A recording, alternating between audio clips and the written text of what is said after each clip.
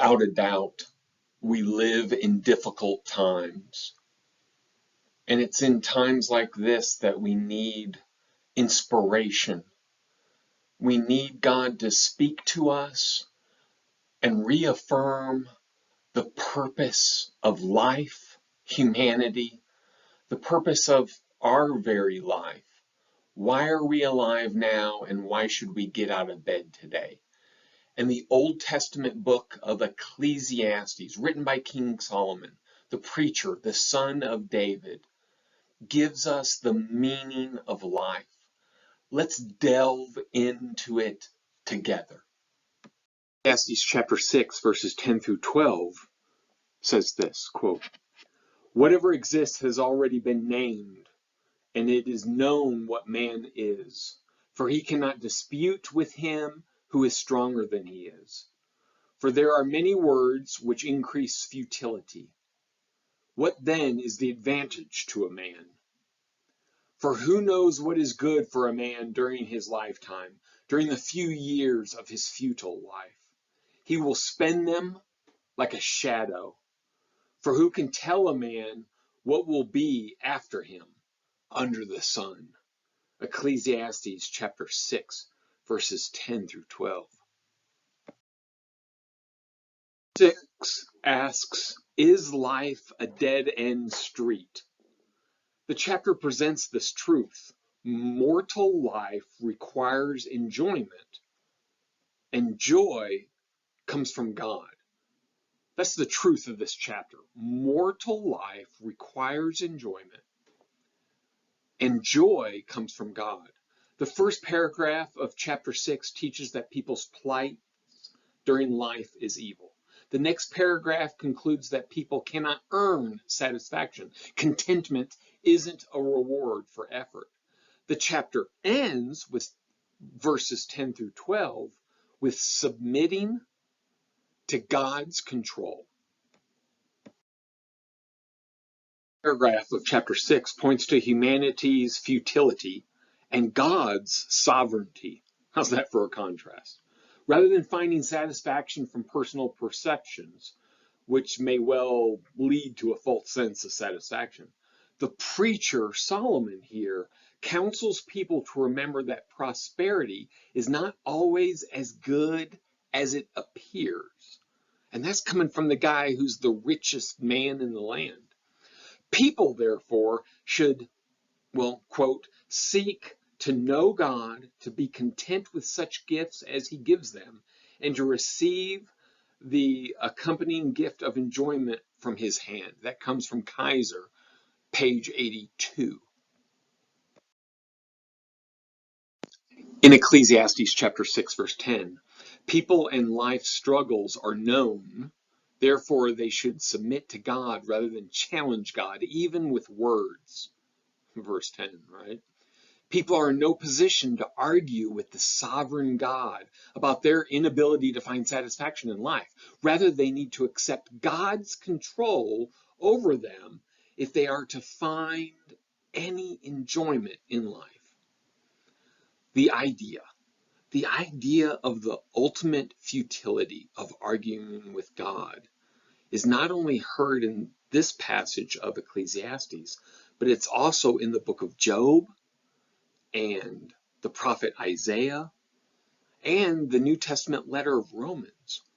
Isaiah 45 verse 9 says, quote, "Woe to the one who argues with his maker," end quote. And Romans chapter 9 verse 20 says, quote, "On the contrary, who are you, O man, who answer back to God? The thing molded will not say to its molder, why did you make me like this? Will it?" End quote. Isaiah 45 verse 9, Romans 9 verse 20. Arguing with God about life's struggles is like the toilet complaining about its function. It makes no sense. The created should be silent against the Creator. And instead, we should voice gratitude. Right? We should voice gratitude instead of whining even if the complaint seems to be real. We love to complain and whine. Complaining feeds unstoppable talking. In Ecclesiastes chapter 6, verse 11, there is no advantage to people and more talk increases futility. The verse maintains that a person is so powerless against the divine that discussion of the matter is worthless. Arguing against God doesn't lead to positive advantage, but rather only a personal aggravation. So we should verbally submit to the sovereign God. We should just do it. As Elihu said in a reproof in the book of Job, chapter 35, verse 16. Job 35, verse 16 says this, quote, "So Job opens his mouth emptily. He multiplies words without knowledge," end quote. So it's better not to challenge or debate with God.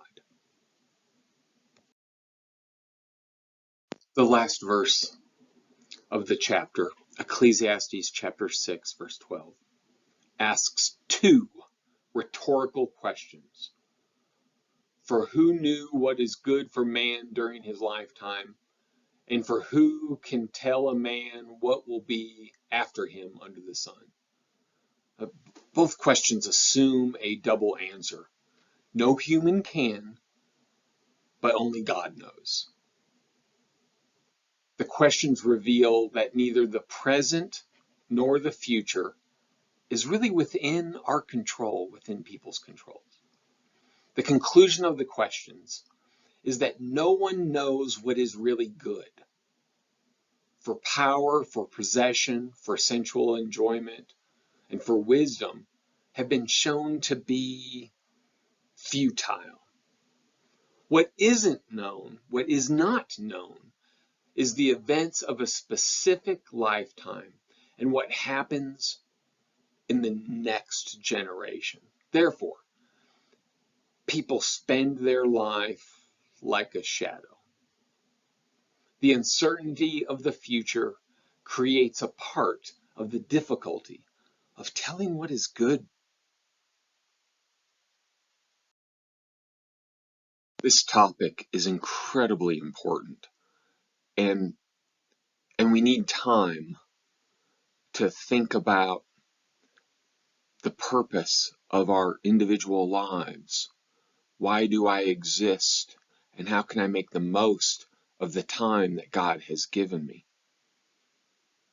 If you're interested in delving into Ecclesiastes deeper, then I wrote a book in 2018. It's 50 pages. It's $1.98 on Amazon. It's for a Kindle, an e-reader, and it's called Search for Significance, an examination of Ecclesiastes. And I will put the link to this book on Amazon in the description below as an additional resource for you if you wish.